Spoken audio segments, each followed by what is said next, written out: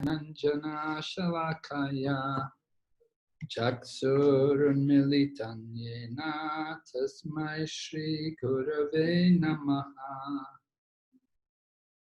Vanchakalpa Tarubhyascha Kripa Sindhu Bhaevacha Patitanam Pavan Ebhyo Vaishnavibhyo Namo Namaha Namo Vishnu Padaya Krishna Prishtaya Bhutale Srimate Bhakti Vedanta Swami Niti Namine Namaste Sarasati Devi Gauravani Pracharine Nirvisesha Sunyavadi Paschatya Desatarine Jaya Shri Krishna Chaitanya Prabhu Nityananda Shri Advaita Gadadhar Shri Vasati Gaur Bhaktavinda Hare Krishna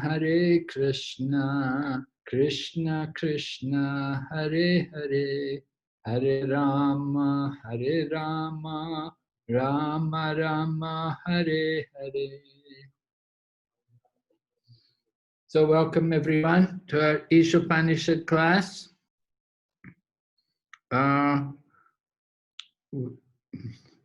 We've been talking about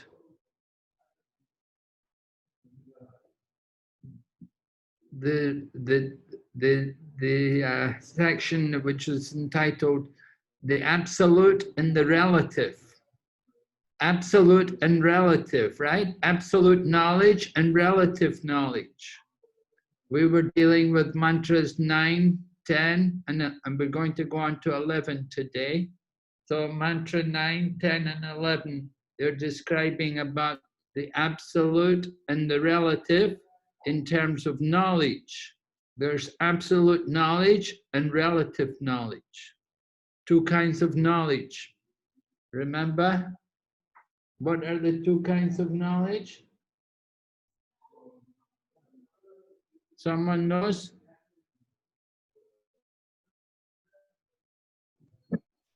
Narayan, do you remember two kinds of knowledge? Vidya and Avidya, Maharaj? Yes, Vidya and Avidya, thank you. So, absolute knowledge is Vidya, and relative knowledge is the Avidya. And the knowledge of the soul.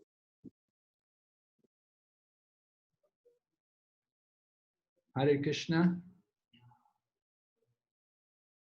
So we were hearing that there's different kinds of educators.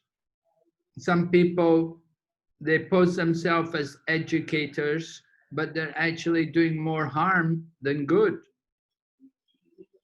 And we spoke about some of these different kinds of people. Do you remember? What were they, how were they called? Veda Vada Rata. Yes, Veda Vada Rata, meaning somebody who simply speaks the Vedas and they don't understand the purpose, the real purpose behind the Vedas. They're just like a parrot. You can train a parrot to recite, but it doesn't understand anything. So the same way these people, they're reciting the Vedas, but their intention, they're hoping that they can go to heaven or that they will get some opulence, material opulence. So they're practicing for some material purpose.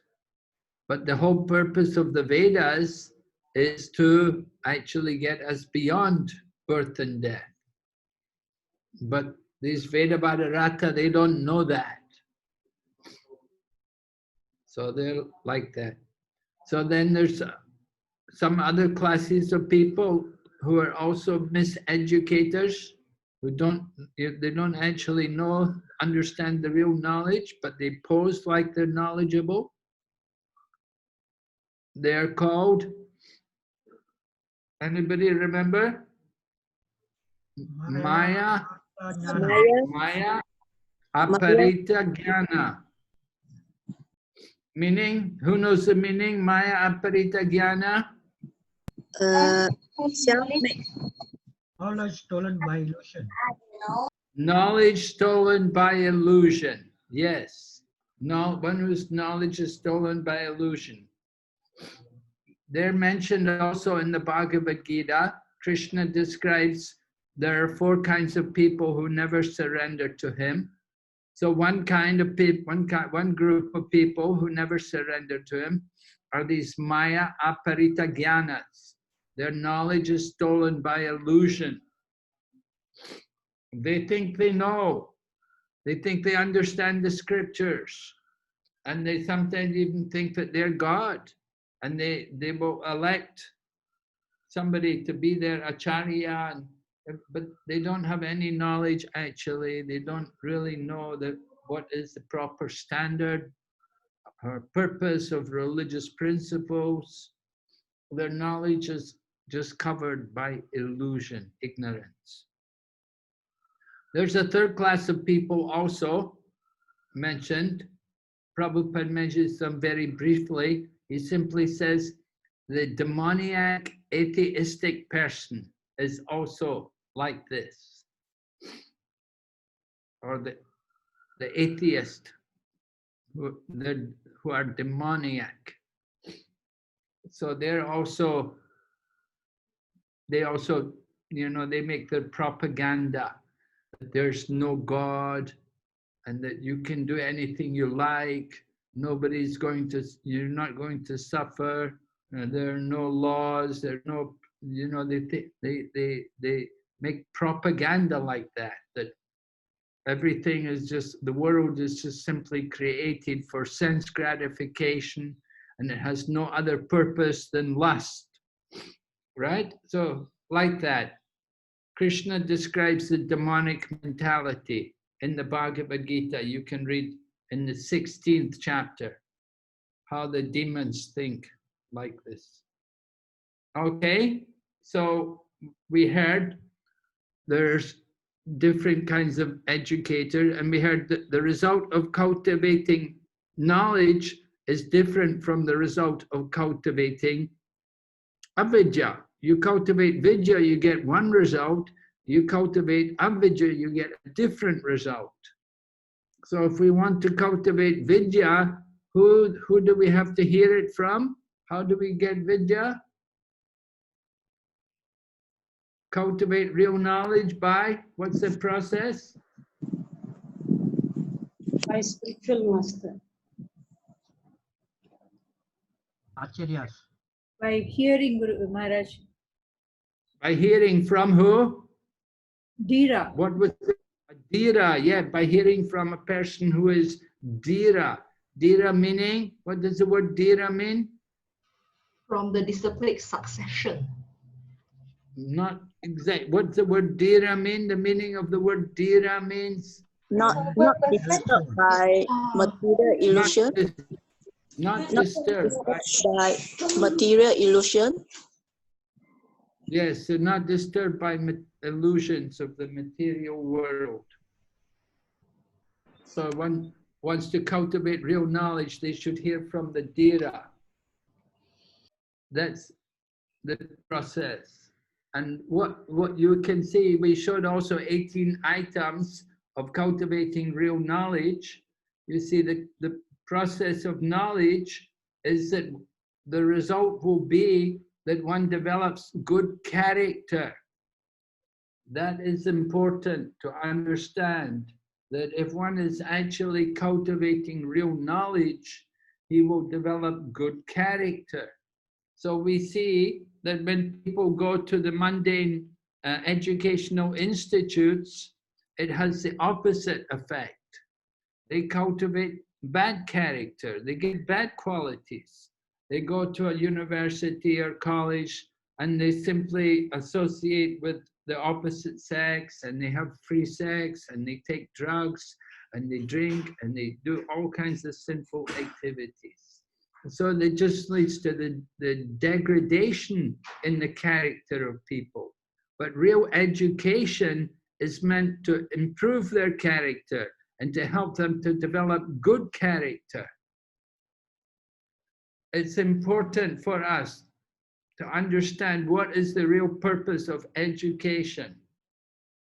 You want to get education, you know, you go there, you spend so much money, you go to these educational institutes, you pay big money to go into a university and so on, and you just get so many, you just become degraded in your character. So Krishna consciousness, the process of education, is to help people to improve their character, to develop a better character, to have some control over their mind and senses, not to be degraded by their mind and senses. So we want to understand that. We spoke about how the first item of knowledge was to be humble and to be without pride. This is the beginning of the process of knowledge. Developing this kind of humility, to think that I'm very unqualified, I don't know anything. I'm very fortunate to get the mercy of my spiritual master. So we spoke about this, we spoke about the importance that just because someone may have completed the Bhakti Shastri course, it doesn't mean that they know more than other people.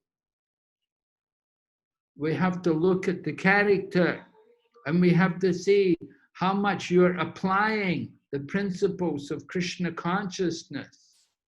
Are you careful to just eat Krishna prasadam, food offered to Krishna?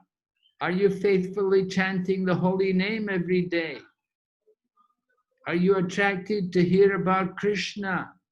This kind of qualities that we should develop, this kind of character. So we want everyone to understand these points. So we're going to go on now and we're on mantra 11.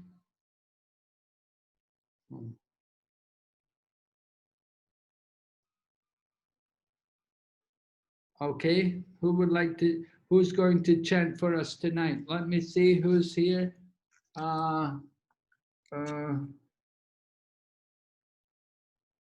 What about Tanusha Mataji? Tanusha Sivalingam. Sivalingam. Tanusha, are you here?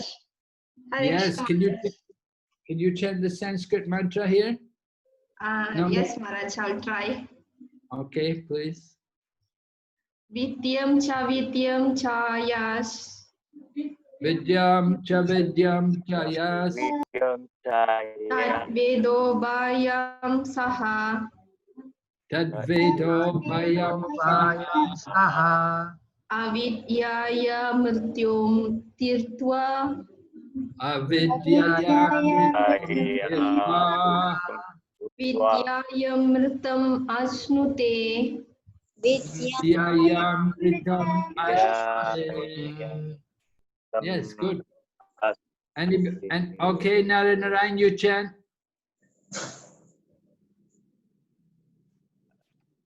Krishna Maharaj.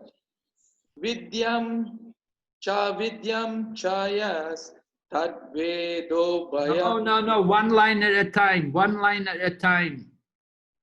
Vidyam cha yas. Vidyam cha yas. Vidyam chaya Tad vedo bayam saha. Tad vedo bayam saha Avidyaya mrityum tirtva. avidyaya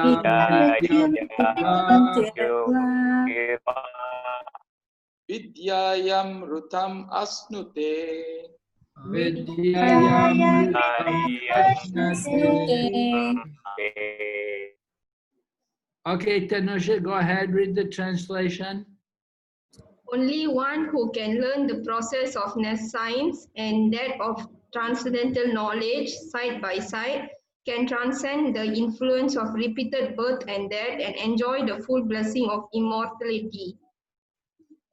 Okay, so nescience. Nescience means ignorance or the process of material knowledge, cultivating not transcendental knowledge, but mundane knowledge, a knowledge of the mundane world. So Krishna, in the verse here, we learn, one has to learn the process of nescience and that of transcendental knowledge, side by side. We have to learn both, cultivation of this material and the spiritual. Then we can transcend the influence of repeated birth and death and enjoy the full blessings of immortality. Oh, wonderful, right? We will get life in the spiritual world. Repeated, transcend the birth and death. Go to the spiritual world, live forever. So you can get liberated, but we have to know both. We have to understand the nature of the material world and the spiritual knowledge also. Okay, go ahead, Tanusha, read purport. Since the creation of the material world, everyone has been trying to attain a permanent life, but the laws of nature are so cruel that no one has been able to avoid the hand of death. No one wants to die, nor does anyone want to become old or diseased. The law of nature, however, does not allow anyone immunity from old age, disease, or death. Nor has the advancement of material knowledge solved these problems. Material science can discover the nuclear bomb to accelerate the process of death, but it cannot discover anything that can protect man from the cruel hands of old age, disease, and death. Yes, you see that they're offering so many medicines. Can they give us a medicine that tells you you will not get old, you will not get disease, you will not die? Is there any medicine like that? No, cannot. Now they have this virus, and there's nothing, no medicine can protect us. Before the virus, there was cancer, and nothing can cure the cancer. There's so many problems, material world. This is the law of material nature. The law of material nature is that one who takes birth, they have to die. And one who is dead, they will take birth again. So this is the law of nature. Nobody is free of old age and disease and death. We don't like it. Oh, I don't want old, I don't want disease, I don't want to die. But we are forced. We are forced because this is the law of the nature. There are many laws of nature. This is one of them. Okay, can you go ahead, Tanusha Mataji, read from the Purana? From the Puranas, we learn of the activities of Hiranyakashipu, a king who was very much advanced materially. Wanting to conquer cruel death by his material acquisition and the strength of his nescience, he underwent a type of meditation so severe that the inhabitants of all the planetary system became disturbed by his mystic powers. He forced the creator of the universe, the demigod Brahma, to come down to him.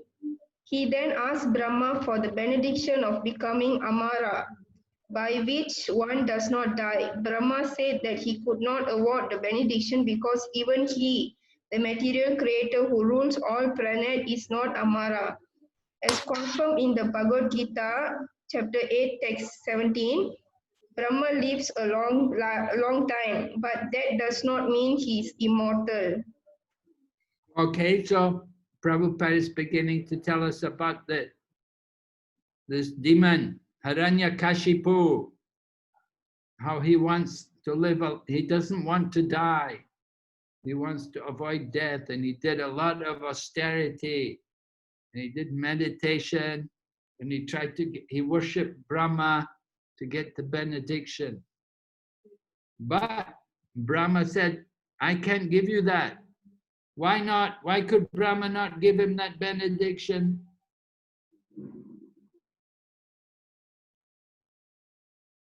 Because Brahma himself has denied. I can't hear anybody. Because he himself Your microphone is bad, Prabhu. I don't think you can speak. You have to do something about your mic. Brahma himself is not immortal. Yes, because Brahma is not himself immortal. not. Brahma also has to die, right? Brahma has a long life, but he's not immortal. He also has to die. So we just like this planet is called Mrityu Loka, the planet of death. Everybody dies. This is the nature, material world, material creation. Even Brahma, he's the head of the universe, but he takes birth and he has to give up the body also. Okay, go ahead, Tanusha Mataji, just read one more paragraph. Hiranya means gold and Kashipu means soft bait. This cunning gentleman, Hiranyakashipu, was interested in these two things, money and woman, and he wanted to enjoy them by becoming immortal.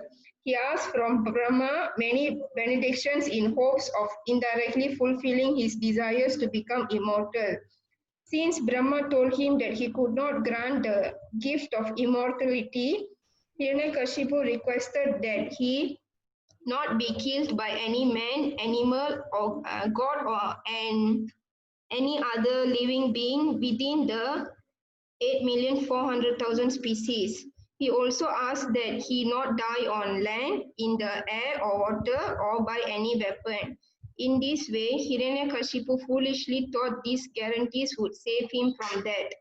Ultimately, however, although Brahma granted him all this benediction, he was killed by the personality of Godhead in the form of Narasimha, the Lord's half lion and half man incarnation, and no weapon was used to kill him, for he was killed by the Lord's nails. Nor was he killed on the land, in the air, or in the water, for he was killed on the lap of that wonderful living being, Narasimha, who was beyond his conception. Okay, thank you very much. So we're hearing how Lord Nrsingadev came to kill Hiranyakashipu. Hiranyakashipu thought he was being so intelligent because he got all these benedictions from Brahma that I will not be killed in the day, I will not be killed in the night, I will not be killed in the land, I will not be killed in the air, I will not be killed in the sea. So many conditions.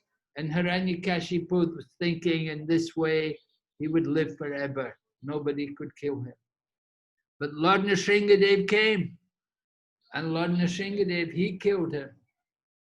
And at the same time, Lord Nrsingadev kept all the benedictions which Brahma gave. And then Lord Nrsingadev told Brahma, don't you give these benedictions again. You gave me a lot of trouble. I had to come and fight him in all these conditions. So don't give these kind of conditions again.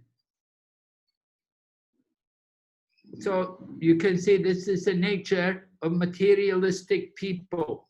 They want to enjoy the material world. How do we enjoy the material world? Two things very important, money and the opposite sex, right? For the man, he wants woman, and women, they like a man. So you get this is a sense gratification. We get some pleasure from our senses, these things. But this pleasure is very temporary. This is a material world. Material world, everything is temporary. You have money, how long does it last?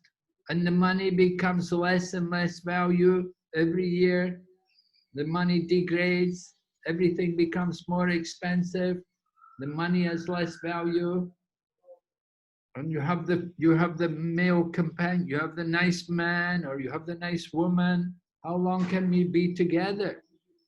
They won't be together forever. One will die, or they will leave us, or something will quarrel, or something will go wrong. So we have to understand the nature of the material world. There's no pleasure in it. And this Hiranyakashipu, he made the mistake. He was trying to get these benedictions. He was thinking he was so clever, but Lord Nrsingadev is more clever than him. And Lord Nrsingadev came and he finished him. So this is, of course, well-known story. I think everybody knows this story about Lord Nrsingadev and how Hiranyakashipu was killed by him. So who would like to read next? Joshna.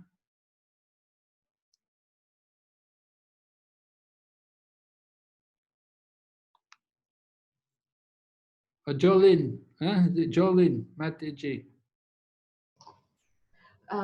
Maharaj, it's not convenient for me to read because my nephew is with me. Oh, okay. All right. Maharaj, I would like to read. Yeah, you wait. Let somebody else. Okay. We'll give you a turn later on. Okay, what about who's here is Indrani Mataji here? Hare Krishna, Maharaj, I'm here. I will Okay, read you now. can read. Okay, thank you. From the Puranas, we learn of the activities of Hiranyakashipu, a king who was very much advanced We read that. We're on the whole point here. The whole point here. The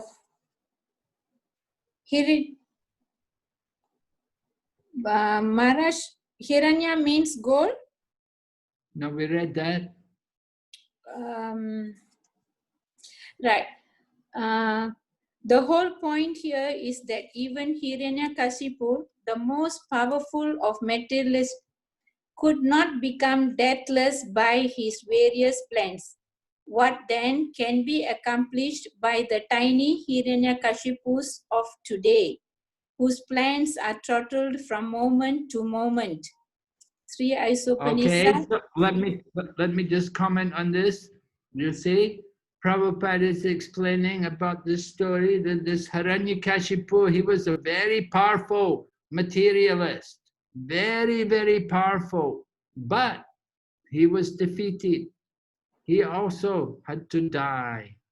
So we're materialistic people. We're like tiny Hiranyakashipu. We're tiny Hiranyakashipu. We're very small. He was very powerful, a big demon, but we're just little materialistic demons. You know, we're small people. So what hope do we? We have no hope of being successful trying to conquer the material world. We have to understand the nature, our situation in this world. Go ahead, Mataji. Śrī Īśopaniṣad instructs us not to make one-sided attempts to win the struggle for existence. Everyone is struggling hard for existence, but the laws of material nature are so hard and fast that they do not allow anyone to surpass them. In order to attain a permanent life, one must be prepared to go back to Godhead. Yes. We want to have a permanent life. You're not going to get a permanent life here in this world. This is the world of birth and death. So we all want to have a permanent life. We're looking for that place. It's not here. We have to go to the spiritual world. We have to go back to Godhead. And so we have to understand this point. We make all the Prabhupada said, one-sided attempts to win the struggle for existence. Means we're trying to struggle for our existence here in the material world, but we can never succeed because we have a material body. It's going to finish, it's going to end one day. So our struggle will be useless.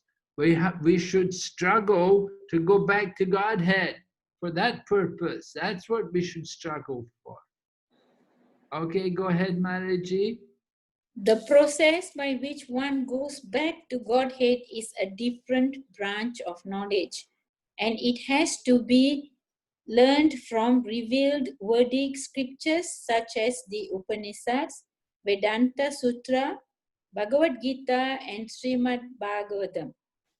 To become happy in this life and attain a permanent blissful life after leaving this material body, one must study the sacred literature and obtain transcendental knowledge.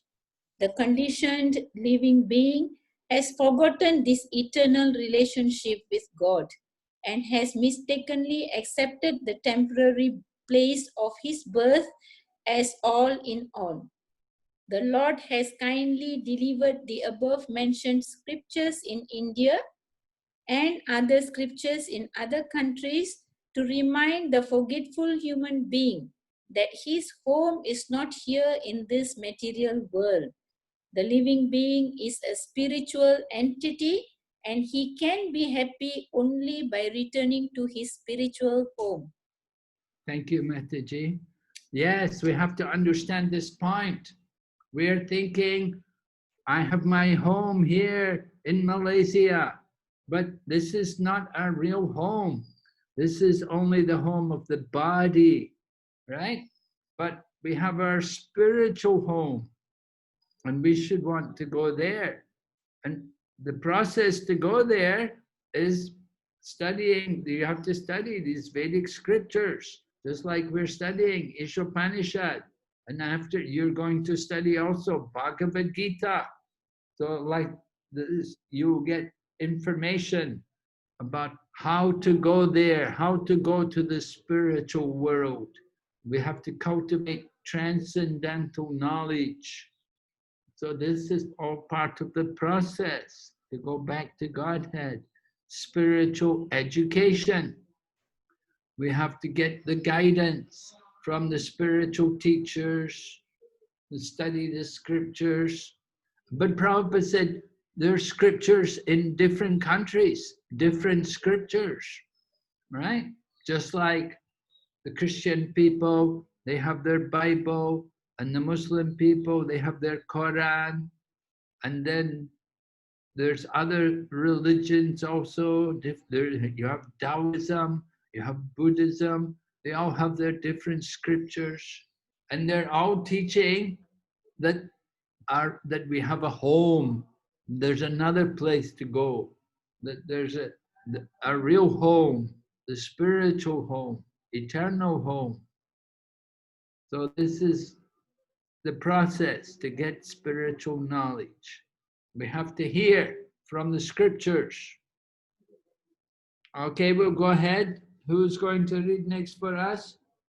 Maybe we can hear from Maharaj, can I read? Archana. Oh, never mind. Archana here? Is Archana here? What about Gandharvika Radharani? I'm here, Maharaj. Okay, your turn to read. Okay. From his kingdom, the personality of Godhead sends his bona fide servants to propagate this message by which one can return to Godhead. And sometimes the Lord comes himself to do this work. Since all living beings are his beloved sons, his parts and parcels, God is more sorry than we ourselves to see the sufferings we are constantly undergoing in this material condition. The miseries of these material worlds serve to indirectly remind us of our incompatibility with dead matter. Intelligent living entities generally take note of these reminders and engage themselves in the culture of Vidya, or transcendental knowledge. Human life is the best opportunity for the culture. Human life is the best opportunity for the culture of spiritual knowledge, and a human being who does not take advantage of this opportunity is called Naradama, the lowest of the human beings. Okay, so tell me, Kandarvikarani Mataji, what Yes, is special? What is special about the human life? Why is it the best opportunity to culture spiritual knowledge? Why?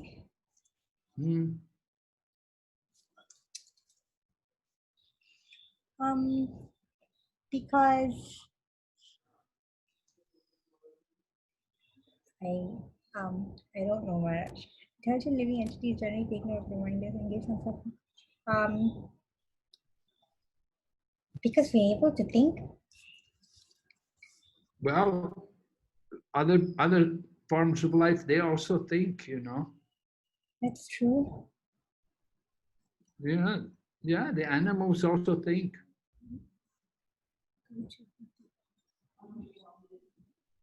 Is it because we are able to engage ourselves in the culture of Vidya or transcendental knowledge? Yes, well, why are we doing that though? Why are we able to engage in culture of Vidya, transcendental knowledge? What happens that we start to engage in the culture of knowledge? How does it come about? How does it come about? By mercy of the spiritual master. Is that the answer? Well, spiritual master, you may not get mercy, you know. How do you get the mercy of the spiritual master? Does he have to come to you?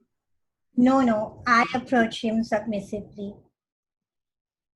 Yeah. Oh, association with the devotee. Inquire. Okay, let Gandharvika Radharani answer. You know, give her a chance. Yes. Okay. So you approach the spiritual master. What do you tell him? What do you ask him? To please guide me in the right path in my spiritual journey back to Krishna. Why are you asking me to guide you? Because I'm ignorant, Maharaj, and I do things without actually thinking it through. Yeah, but when we approach the spiritual teacher, we have to inquire from him, right? We have to inquire things like, who am I? Please tell me, who am I? And why am I suffering? Right? Yeah. Yes, Maharaj. Of course, you may not be suffering. You say, no, I'm not suffering. I'm happy. I have a good time. Well, okay. But we are born to suffer in the material Maharaj. Material world Maharaj. At least that's my view. We are all born in the material world to suffer, to burn off all our karmas. Yeah, probably. Oh, well, we could just say, well, it's all our karma. I'm suffering, so it's just my karma. Everybody's suffering, so I'm no different from everybody else. So why I should worry about it, right? Yes, Maharaj. Huh? Is that right? No. No. No. We shouldn't think like that. Okay. We should want to get free of karma. How can I get free of my karma? How can I get free of all this suffering? I don't want to suffer. I want to be happy. Why am I not happy? So please tell me, please guide me. As you say, yeah, help me to get out of this material world. So first thing is, who am I? Right?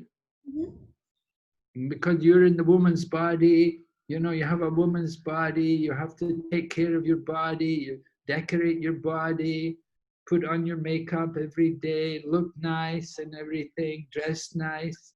And, you know, we get very attached to the body. But we're not the body. The body is only the dress. We have to remember we're the soul. So a spiritual teacher comes to tell us, you know, you're not the body, you're a soul. But at the same time, you still have to take care of your body. You still have to take care of it. You have to look after it. You have to clean it. You have to dress it. You have to, you know, you have to do whatever you have. To, you know, you go to work, you have to dress nicely and so on. And so you have a material body, but you have to also remember you're not the body. You're the soul. So this is important. So human life is meant for, what's the difference between the human and the animal? Gandharvika Radharani. Animals is okay. What is the difference between the human lives and the animals?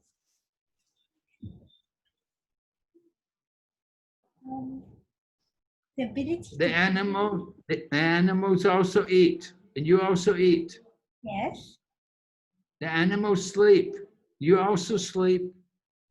Yes. So what do you do that the animals cannot do? Devotional service? Animals can't do that. But before the devotional service comes about, before the devotional service, you first of all have to inquire. You have to ask. You have to be inquiring. You have to ask, who am I? Why am I here? And then you find out about devotional service. But first comes the inquiry. The animal cannot ask, who am I? Why am I suffering? No, the animal can only think, eat, sleep, mate, defend. So human life is meant for more than the animals. The human life is we're meant to inquire, to ask, who am I? Why am I here? Why am I suffering? I want to be happy, right? We want real happiness, not just temporary happiness. One day happy, next day not happy. We want real happiness, lasting happiness. So if we don't take advantage of the human life, then we are Naradama, the lowest of human beings. Nara means a man, and Dhamma means the lowest of men, because we're not using human life. Human life is not meant for only being like the animal, to eat and sleep. It's meant for inquiring, to understand this thing. This is the beginning of spiritual knowledge, right? Yes, Maharaj. So this is called Vidya, cultivating Vidya, transcendental knowledge. Right? The spiritual master will say, you are a fool. Just like in Bhagavad Gita, Krishna says to Arjuna, oh Arjuna, you are foolish. You're speaking such nice words, but you are a fool. You know, because that's the duty. The teacher has to put the knowledge, get the knowledge into the student. So sometimes teacher has to talk like that in order to teach the student, to get the knowledge into the head of the student. Okay? Okay. Go ahead, read more. The path of avidya, or advancement of material knowledge for sense gratification, is the path of repeated birth and death. As he exists spiritually, the living entity has no birth or death.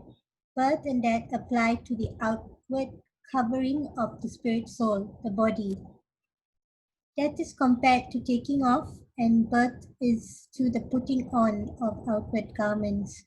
Foolish human beings who are grossly absorbed in the culture of avidya, science, do not mind this cruel process.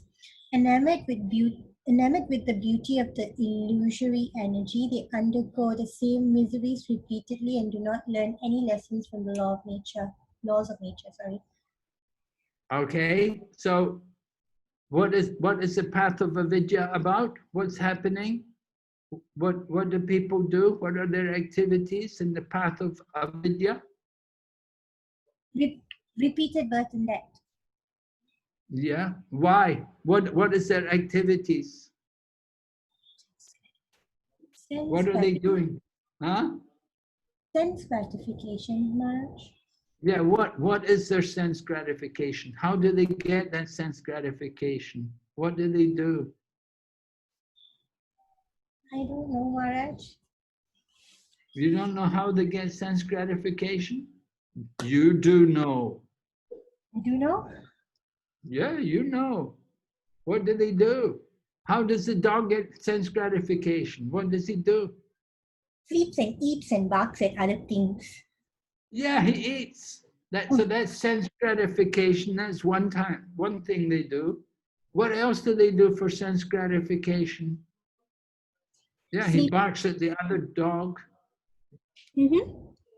He fights with the other dog, tells the other dog, this is my place, don't you come here, right? So defending, and then other times he sleeps, and other times he mates with the other dog, finds a female dog and mate. So this is the business, this is their sense gratification. This is the path of avidya. Material knowledge is all based on these four things: eating, sleeping, mating, defending. When we look close, when we look closely at material life, it's all based on these four things. So this is avidya. This is the path of birth and death. You take birth. How does Prabhupada describe death? What is it compared to?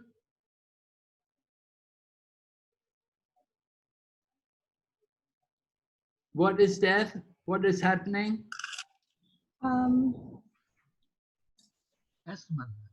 Change of clothes or garments. Yeah, right. Death is just like taking off. You take off the clothes, right? Take off the outer garments. You know, if you're in a cold country, you wear a big coat, and you come home at night, first thing you do, take off your coat, you know, take off your shoes, and, you know, take off your outer garments. So death is like that. You give up the outer garment, give up the body. And what is birth then? If death is taking off the garment, what is birth? New garment. Hmm? Putting on Say the again? garment. Yeah, putting on garments, right. So birth is putting on new garments, right? Putting on the garment. Every morning you wake up, you get dressed, okay, you gotta go on. So like this. So this is the avidya. But people, they don't know, they don't understand what is birth and death.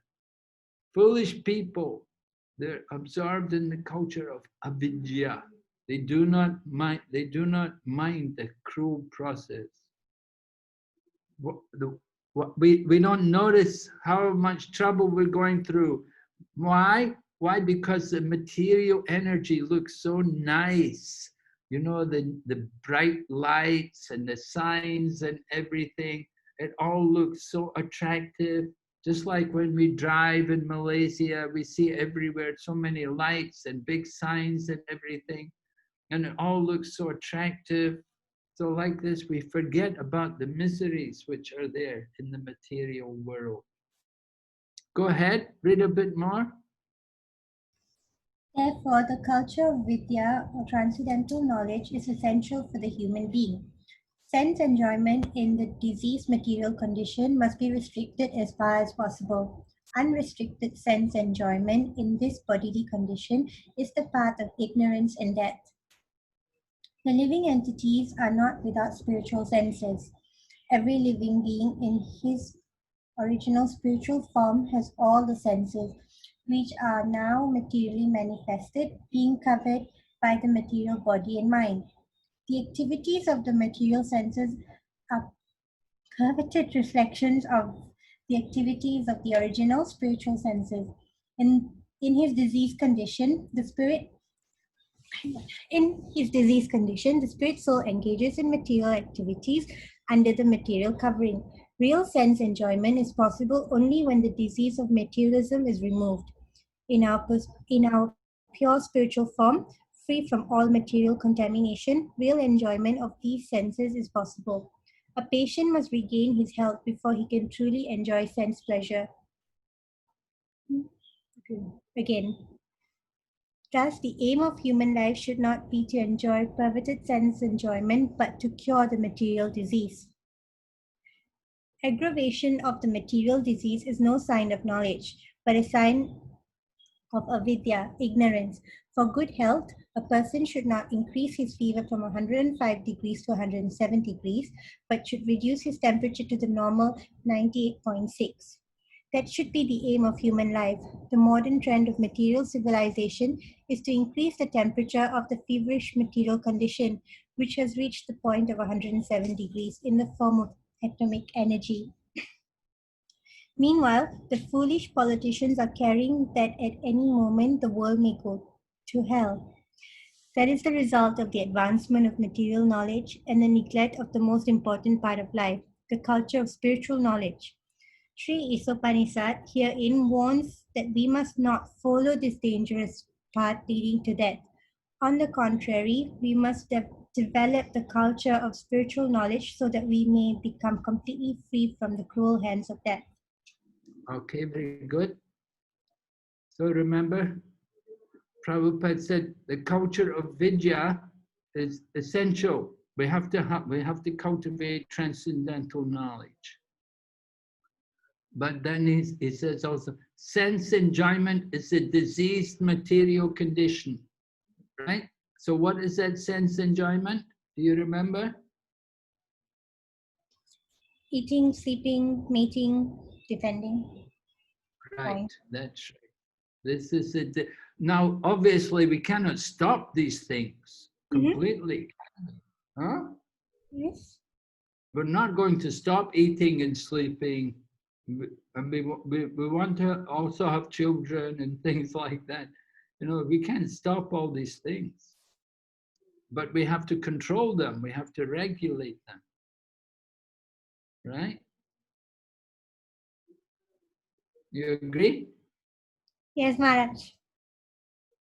Okay, so Prabhupada said sense enjoyment is a disease condition, must be restricted, right? We have a disease, you definitely want to be careful. You don't want to make the disease worse. That's the problem. We aggravate the disease and make it worse. So unrestricted sense enjoyment is a path of ignorance and death. Unrestricted sense enjoyment means we'll eat anything and everything. And we'll sleep. We'll sleep much more than we need to sleep. And when it comes to mating, they don't care, married or not married. They don't care if they want children or not want children. They don't think like that. They just want pleasure only. We're thinking only enjoy. I want to enjoy. So this is ignorance. So living entities, Prabhupada said, living entities are not without spiritual senses. We have spiritual senses in our original spiritual form, but now they're covered.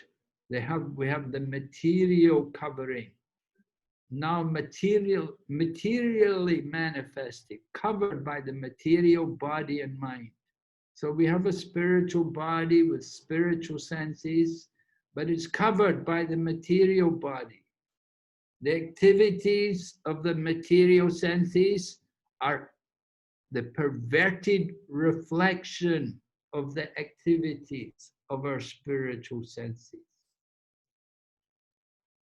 And then Prabhupada describes this perverted reflection. He said, disease condition. The spirit soul engages in material activities under the material covering. So we are all spirit souls, but we're using our material body and we're engaging in the diseased activity, the activities which are not doing us any good. So then Prabhupada described real sense enjoyment is possible. It's not that we have to give up sense enjoyment, but there's a higher level. There is spiritual enjoyment, spiritual pleasure, right? Not only material pleasure, but there's spiritual pleasure. So in spiritual pleasure, we also eat and sleep. We can also do these things. Real sense enjoyment is possible when the disease of materialism is removed. Materialism means we're thinking, what are we thinking in material life? We're thinking, I am the body. We're thinking, I am the body. I am the controller. I am the enjoyer. This is the disease. What about in our spiritual form? What are we thinking?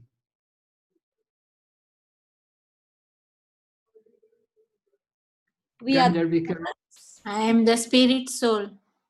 Yes, right. And what is the duty of the spirit soul to do? Servant of the Lord. Yes, servant of Krishna. I'm not the enjoyer. I'm not the controller. I'm his servant. So this is the pure spiritual form. So real enjoyment. In that position, then you get real enjoyment. And then Prabhupada describes about a sick man. A patient must regain his health before he can truly enjoy sense pleasure. So like that, we're like the sick people. We're here in the material world. We have to get our health back. Then we can enjoy spiritual pleasure. So human life is not to enjoy perverted sense enjoyment. What do we mean by perverted sense enjoyment? Who can say?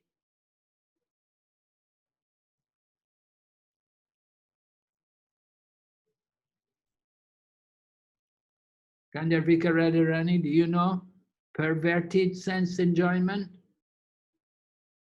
No, Maharaj, I'm thinking. Yeah. What did people, when they perverted sense enjoyment, what are they going to eat? Anything and everything? Right, yeah.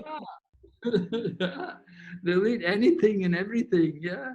They'll do all of these kind of things. They'll eat and they'll sleep all day and all night.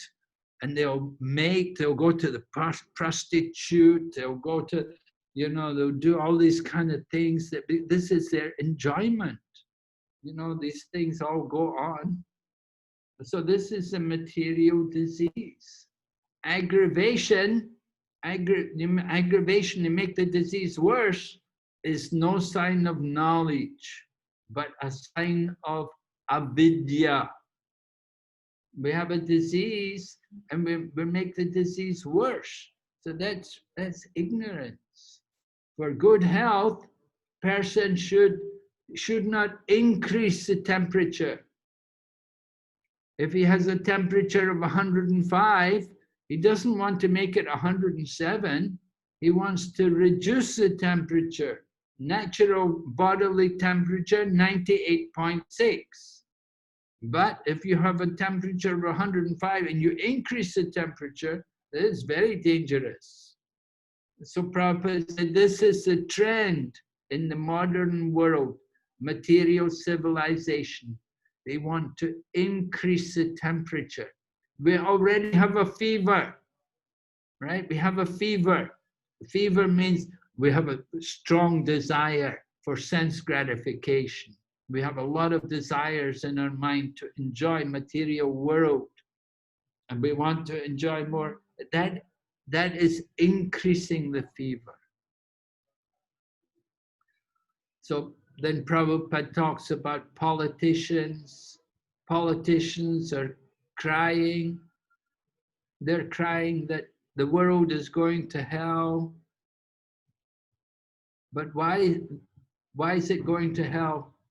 This is the result of the material knowledge. The material knowledge has caused all the, just like today. Why is there this virus all over the world? We never had a pandemic like this before. Why? It's because of our advancement of material knowledge. This is the result. It brought so many troubles to the planet, so many problems. So the result of material knowledge, neglect of the most important part of life. What is the most important part? The culture of spiritual knowledge. So Śrī Īśopaniṣad says we must not follow the path leading to death. We must develop spiritual knowledge so that we can get free from birth and death. All right, who's going to read next for us? What about, who is here? Keshava Damodar Prabhu. Is Keshava Damodar? Hare Krishna Maharaj. Can you read for us, Prabhu? Sorry Maharaj, I'm driving right now. Oh, I thought that you're driving. Okay, yeah, you're in the car. What about Kundalata Mataji?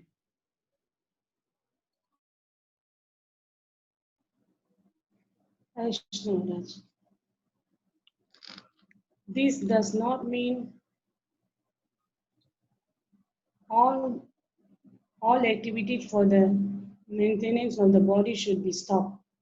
There is no question of stopping activities, just as there is no question of whipping out one's temperature altogether when trying to recover from the disease. To make the best use of the bad bargain in the appropriate expression, the culture of spiritual knowledge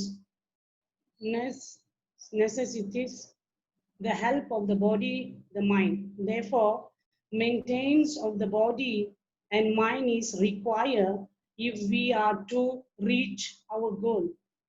The normal temperature should be maintained at 89.6 degrees and the great stage 98.6. sorry, 98.6 degrees, and the great sage and saint of India have attempted to this by a balanced program of spiritual and material knowledge. They never allow the misuse of human intelligence for disease sense gratification.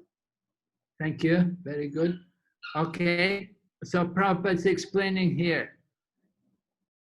All activities for the maintenance of the body, we don't want to stop. We still have to eat and sleep. We have to maintain the body. We have to eat, sleep. We have to do some mating and defending.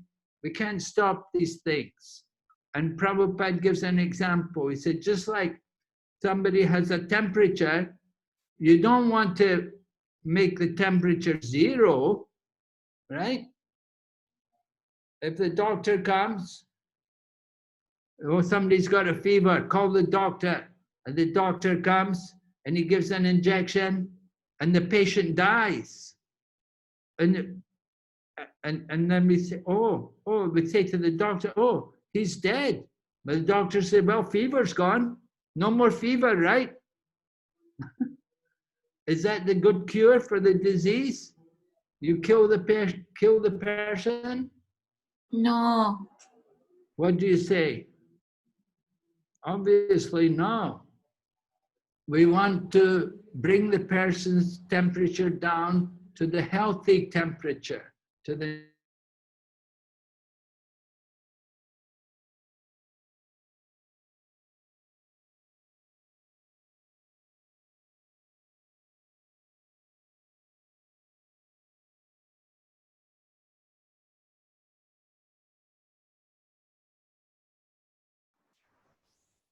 Hare Krishna, can't hear Gurudev. Can you all hear? Hare Krishna, cannot hear. Hare Krishna Maharaj, we can't hear you, Maharaj.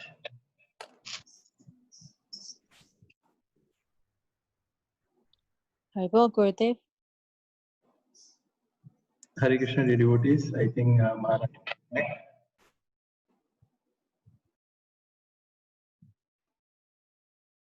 Haribol. Hare Krishna, can we hear me? Hare Krishna, Yes, Maharaj. Gurudev, now we can Yes, hear. Maharaj.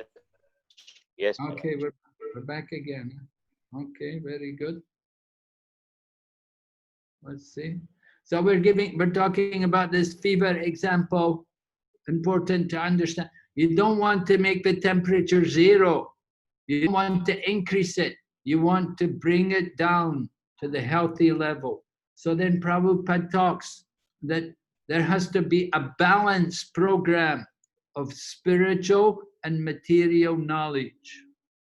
Balanced program. We have to, just like you have to balance your time, right? You go to work, you have to balance. You need also some time to chant and to read the Prabhupada's book. You don't just work all the time. Can't just work all the time, no time for anything else. We hope not, anyway. Okay. So, Narayan Prabhu, you can read.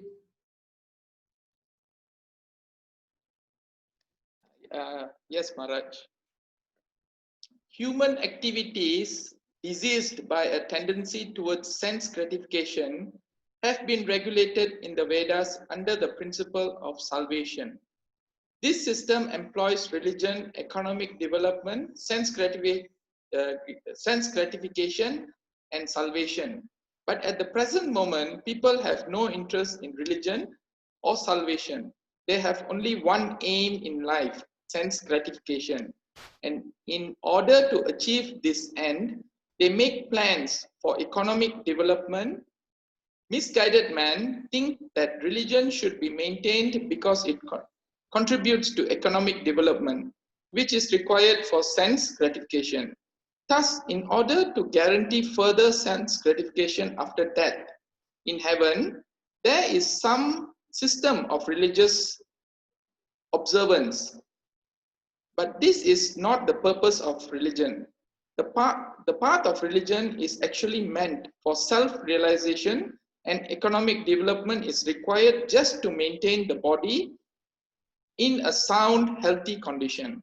A man should lead a healthy life with a sound mind just to realize Vidya, true knowledge, which is the aim of human life. This life is not meant for working like an ass or for culturing avidya for sense gratification. Okay, thank you, Prabhu. So, and Prabhupada's describing to us about how we can regulate. It's a tendency towards sense gratification is regulated by the Vedas. And then Prabhupada talks about these 4 things: religion, economic development, sense gratification, and salvation. They're all important. We need them. We need to have some religion. Animals, they don't have any religion, right? The animals, what do? They eat, they sleep, they mate, they defend. The animals don't have any religion. They cannot understand God. Human life is meant for having some religion. Economic development is also important. We want to improve the standard of living. And then sense gratification. We have material body. We want to satisfy the mind, senses. Not too much, just some enough. And salvation. We want to have some, we want to know at the end of life, there's some good purpose there that we can get liberation. So Prabhupada said, this is good, but the problem is people don't think like that. They don't think about religion and they don't think about salvation. They only think about economic development, and they make many plans to get more money, to develop more business, to have a bigger bank balance like this. Why? So to have more sense gratification, what happens when people get more money? They go out, they go drinking, they go gambling, they go traveling to other countries, and they just try to enjoy sense gratification. And they do all of these, engage in all kinds of acts, eating, sleeping, mating, defending. This is the business. Materialistic people, they want to increase these things, but they have no religion and they never think about salvation. So then Prabhupada explains what is real religion. It said the purpose of religion is meant for self-realization, to understand who am I, right? I was saying we should ask, who am I? Why am I here? Self-realization means to understand who am I, and then who is God? What is our relationship with Him? That is also important. Economic development we need just to maintain the body so that we can be healthy. We should lead a healthy life, sound mind, to realize true knowledge. Life is not meant for working hard like an ass, just for culturing avidya. Right? Why? Just for sense gratification. So it has to be some balance there. Okay, Mary, you can read now.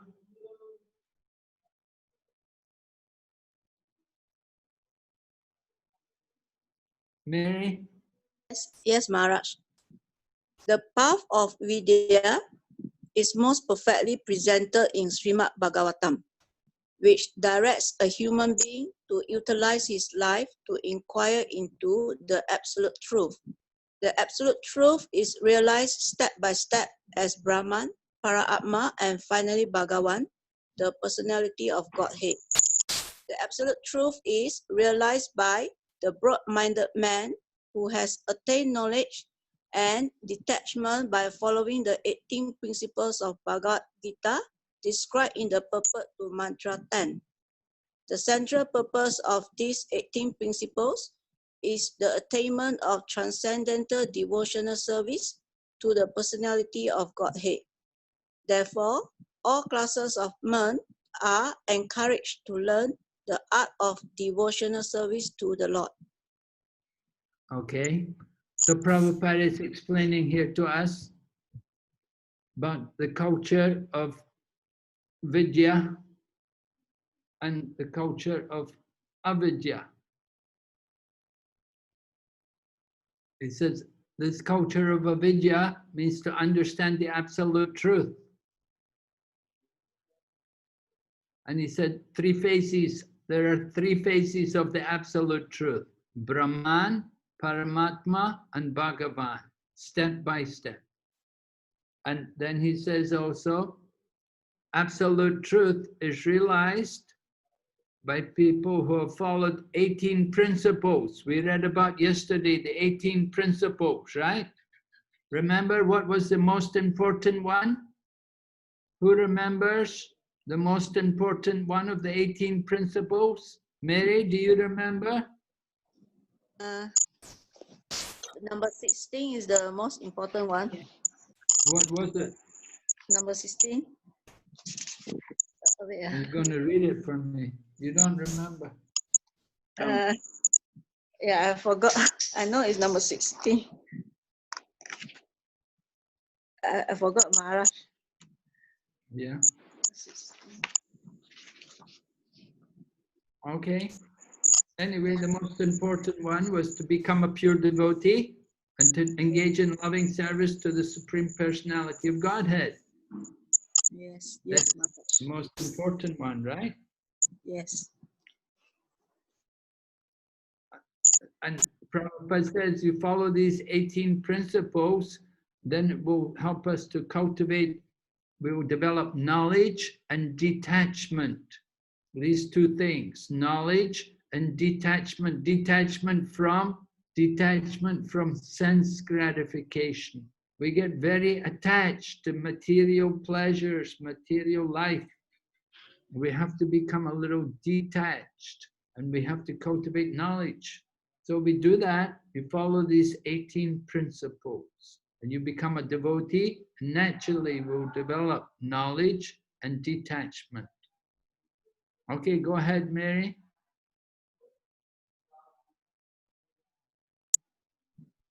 The guaranteed path to the aim of Vidya is described by Srila Rupa Goswami in his Bhakti Rasamrita Sindhu, which we have presented in English as the Nectar of Devotion. The culture of Vidya is summarized in Srimad Bhagavatam 1.2.14 in the following words. Tasmat ekana manasa Bhagavan Satta Tam Pate Srotavya Kirti Tavyasacha Diviyaya Pujas Cha Nityada. Therefore, with one pointed attention, one should constantly hear about, glorify, remember, and worship the personality of Godhead, who is the protector of the devotees. Unless religion, economic development, and sense gratification aim toward the attainment of devotional service to the Lord, they are all simply different forms of nescience, as Śrī Īśopaniṣad indicates in the following mantras. Okay.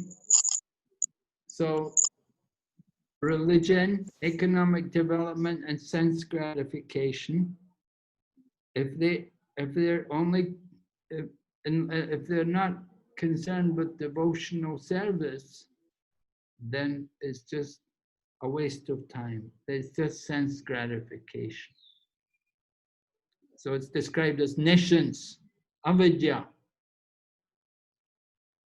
So some people may be religious, but their purpose is just, it can be very materialistic religion. They don't really want to get the real religion, which is self-realization, to understand our real self. So it's not just only go to church or go to temple, but we have to actually understand what we're doing. We want to become self-realized. So therefore, hearing is very important. So therefore, it was mentioned here. We have to hear, chant, should constantly hear, glorify, remember, worship, who is the protector of the devotees. That is actual religion. So it's not only religion. In our Krishna consciousness movement, we encourage people like that. Can you hear me still? Yes, Maharaj. Yes, Maharaj. Yes, Yes. Maharaj. Sometimes it's unstable still. So some people think cultivate material knowledge. Can you close your mic? Some people think cultivate material knowledge means we have to go out in the material world. We have to enjoy the material world more. I have to try all these things. I have to eat meat. I have to drink. I have to try all these different sense gratification. Only then I will know it's no good. That's not true.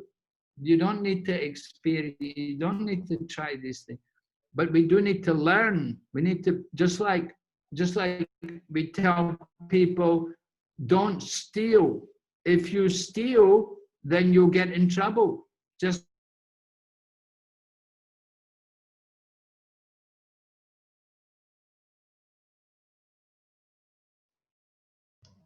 Maharaj, we are unable to hear you, Maharaj.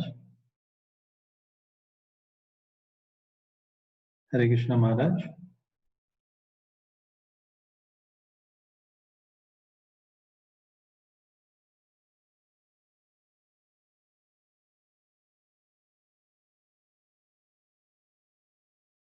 Krishna, I'm back.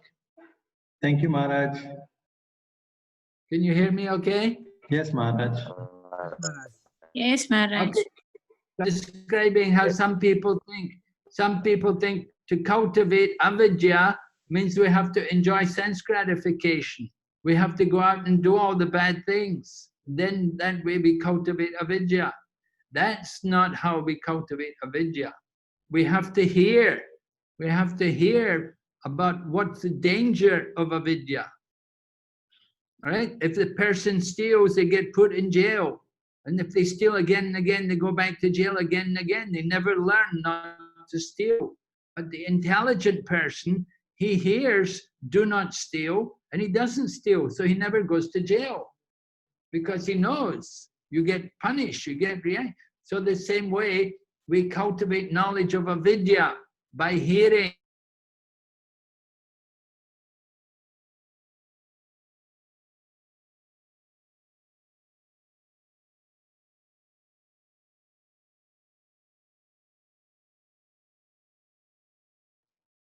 Maharaj, we couldn't hear you, Maharaj.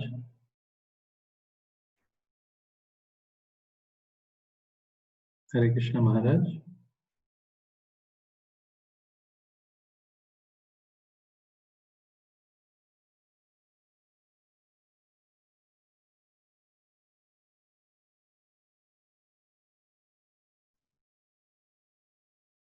Hare Krishna. Hare Krishna, Maharaj. We can hear you now, Maharaj. Oh yeah, okay. Thank you, Maharaj. So we're explaining how to cultivate avidya, balanced program, a balanced program in our Krishna consciousness movement. We cultivate vidya and avidya. We cultivate vidya by hearing scriptures like the Srimad Bhagavatam, Bhagavad Gita. We worship the deity, we chant the holy name. And we cultivate also avidya.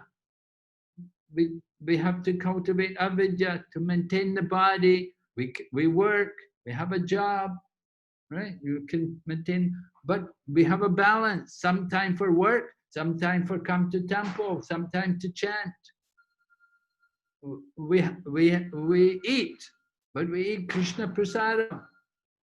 And we sleep, but we don't sleep all day. We just sleep what we need to maintain the body healthy. So like this, some regulation of the senses is very important, right? We heard the 18 items of knowledge. Is it clear? Any questions? Hare Krishna, you there? Hare Krishna, Maharaj. Yes, Maharaj. Indra Mataji has a question. Who? Indra Mataji has a question, Maharaj. Okay. Hare Krishna, Maharaj. Yeah. Hare Krishna. Just going back to a previous statement where Maharaj, you were explaining about life is like putting on a new garment again. Comparing this to changing of clothes just now, the path of avidya. Yeah. So I just did not catch this. Life is putting on new garments again. Are we in the telling? Is this statement explaining the stage of going into vidya or developing avidya? No, Prabhupada was describing to us what is the meaning of birth and death. And he was saying, death is where you give up your old garments.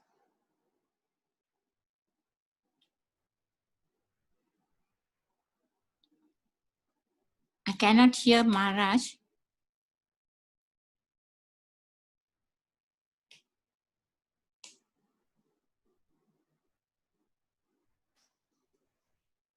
Hare Krishna, Maharaj.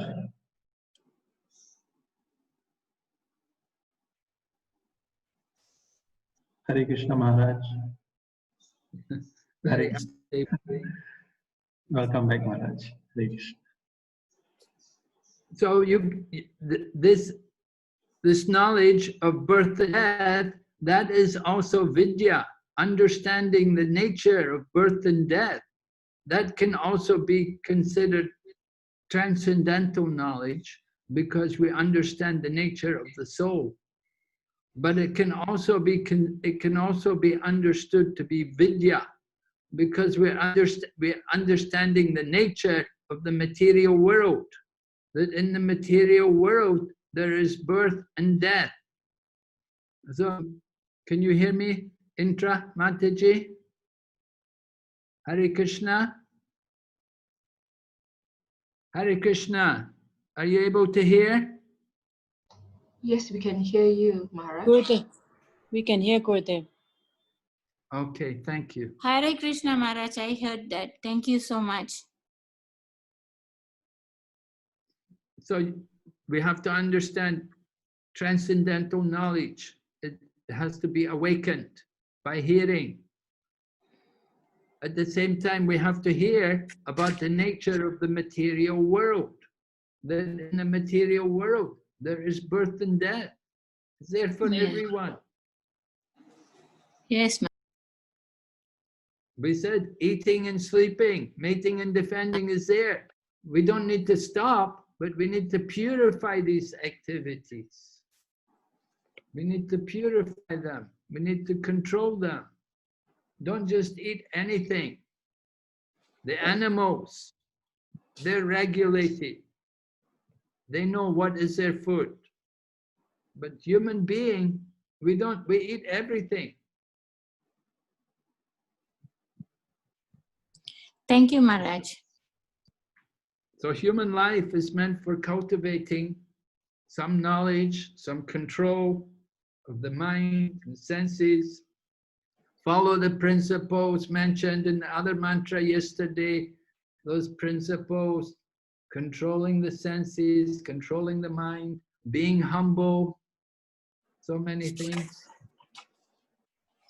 Okay, any other questions there? Now I have some notes. I'm going to send some notes to you about the impersonalism and about the demigods. So they'll be sent out to you maybe tomorrow, or I'll try to send them off tonight. And Tyaga Chaitanya Prabhu, I'll send you them. And tomorrow when we go on to the next mantra, we'll talk more about demigods and impersonalism, because we're going to hear about the absolute and the relative in terms of religion or worship. We've been talking about knowledge, the different types of knowledge. We're going to talk about different types of worship tomorrow for 3 days. So we'll send out the notes for you. You can have a look through them. Okay, who remembers what is the makeup? How did we describe the first 3 mantras in the Śrī Īśopaniṣad? What is the subject matter? Krishna is the proprietor of everything. Yes. What else? Spoke about Ishavasham. Okay. Okay, what is Ishavasham?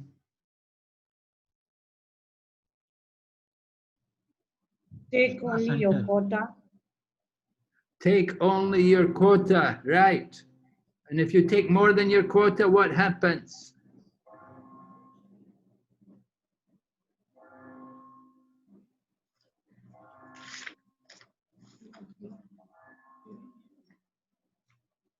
We get problems, right? We take more than our quota, we get problems. We'll take our quota. Okay, we'll stop there. You look over everything. We'll meet tomorrow night. Thank you very much. Hare Krishna, Srila Prabhupada ki. Jai. Thank you, Maharaj. Thank you, Maharaj. Thank you, Maharaj. Hare Krishna.